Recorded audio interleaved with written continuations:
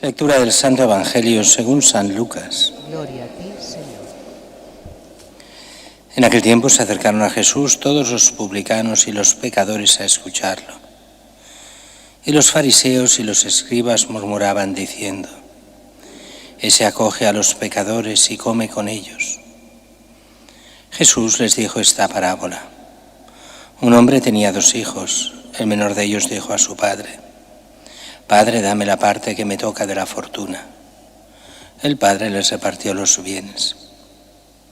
No muchos días después, el hijo menor, juntando todo lo suyo, se marchó a un país lejano y allí derrochó su fortuna viviendo perdidamente.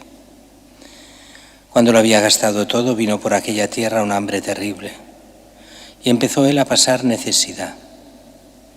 Fue entonces y se contrató con uno de los ciudadanos de aquel país, que lo mandó a sus campos a apacentar cerdos. Deseaba saciarse de las algarrobas que comían los cerdos, pero nadie le daba nada. Recapacitando entonces se dijo: ¿Cuántos jornaleros de mi padre tienen abundancia de pan, mientras yo aquí me muero de hambre? Me levantaré, me pondré en camino hacia donde está mi padre y le diré: Padre, he pecado contra el cielo y contra ti. Ya no merezco llamarme hijo tuyo. Trátame como a uno de tus jornaleros. Se levantó y vino a donde estaba su padre cuando todavía estaba lejos. Su padre lo vio y se le conmovieron las entrañas y echando a correr, se le echó al cuello y lo cubrió de besos. Su padre le dijo: Padre, he pecado contra el cielo y contra ti. Ya no merezco llamarme hijo tuyo. Pero el padre dijo a sus criados: Sacad enseguida la mejor túnica y vestídsela. Ponedle un anillo en la mano y sandalias en los pies. Traed el ternero cebado y sacrificadlo. Comamos y celebremos un banquete, porque este hijo mío estaba muerto y ha revivido. Estaba perdido y lo hemos encontrado. Y empezaron a celebrar el banquete. Su hijo mayor estaba en el campo. Cuando al volver se acercaba a la casa, oyó la música y la danza. Y llamando a uno de sus criados le preguntó qué era aquello. Este le contestó: Ha vuelto tu hermano y tu padre ha sacrificado el ternero cebado, porque lo ha recobrado con salud.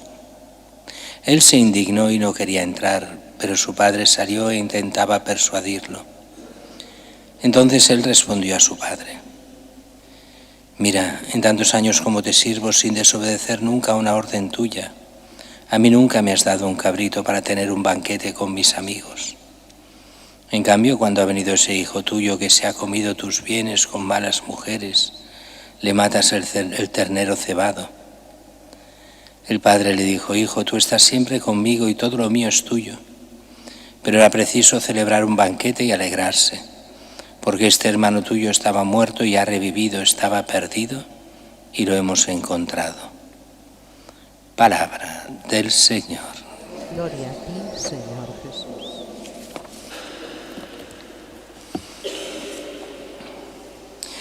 El Evangelio de hoy, sobre este Evangelio se han escrito libros y libros y libros, y es que es uno de estos Evangelios que da para mucho, y habéis oído ya en vuestra vida pues muchísimas homilías sobre este texto, que se llama de muchísimas formas.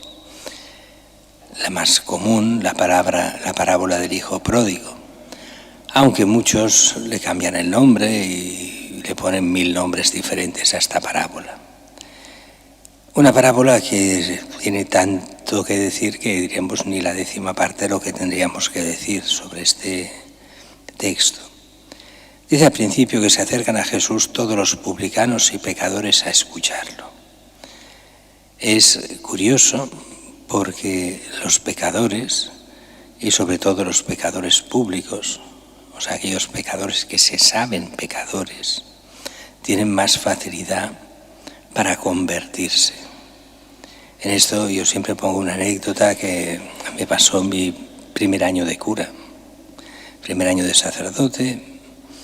Estaba todavía en medio de los estudios y en verano me llevan a la parroquia de Santa Mónica. El párroco lo habían operado, estaba en esas operaciones de ojos que no podían moverse durante un mes, y todo ese mes de agosto pues le sustituí bien. Y Santa Mónica, que está abajo del todo de las Ramblas, era la zona, al menos cuando yo fui, de más prostitución de toda Barcelona, pero estaba lleno de prostitución.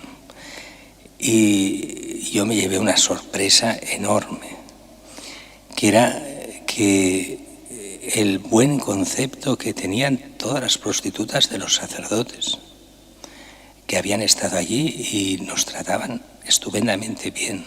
No había ningún recelo hacia los sacerdotes. Sabían que eran los únicos que no se aprovechaban de ellas, sino al revés, que estaban a su servicio, y eso pues nos hizo entender, nos hacía entender cómo ellas eran conscientes de su pecado y podíamos entender mejor el Evangelio cuando decían que ellas os precederán en el reino de los cielos, porque sabiendo de su pecado, ellas muchas acababan convirtiéndose.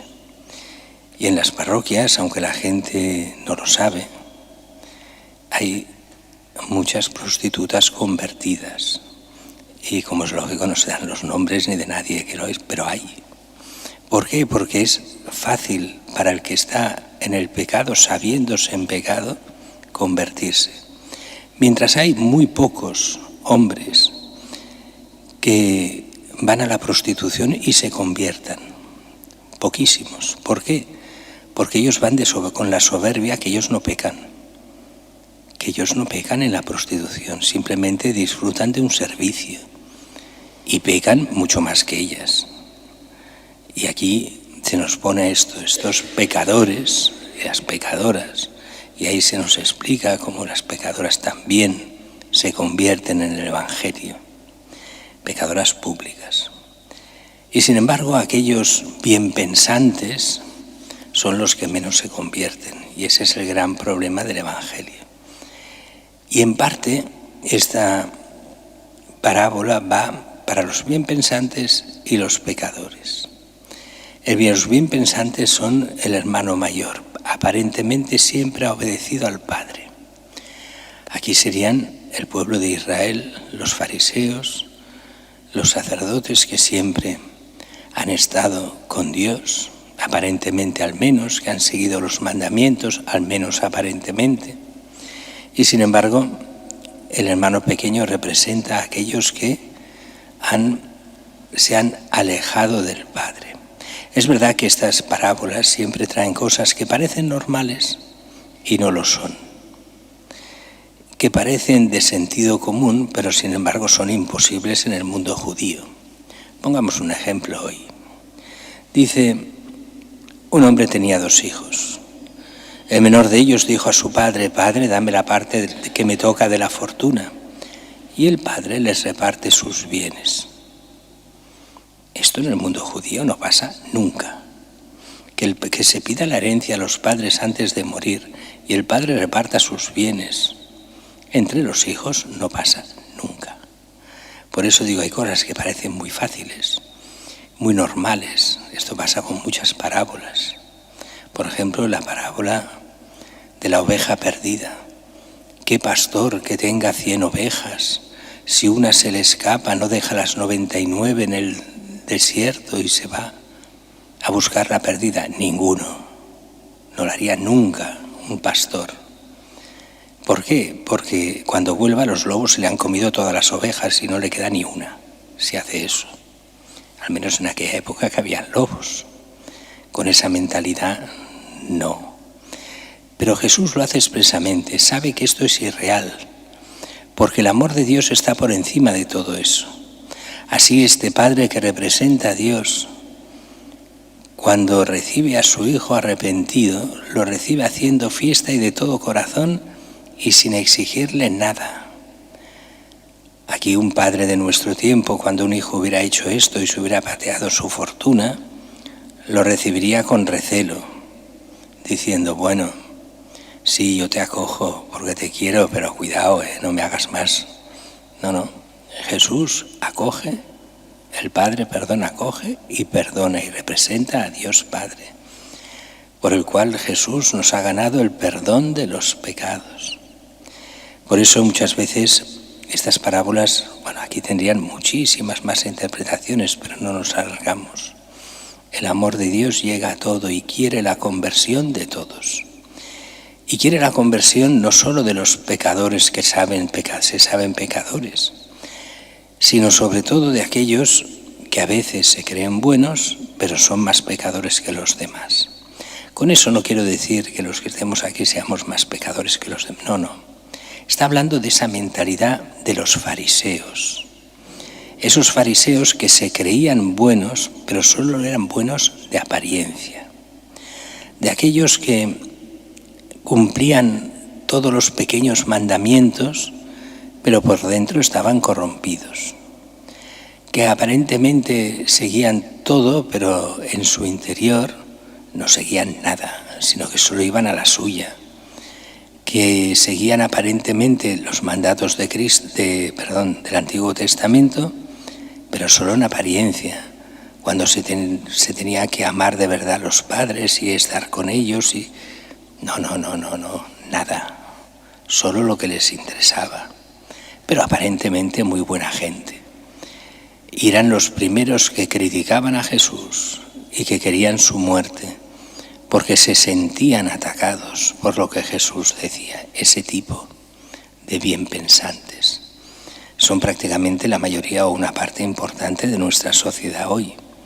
Los que se creen buenos, los que, fijaros bien, si habláis con la gente toda se cree buena.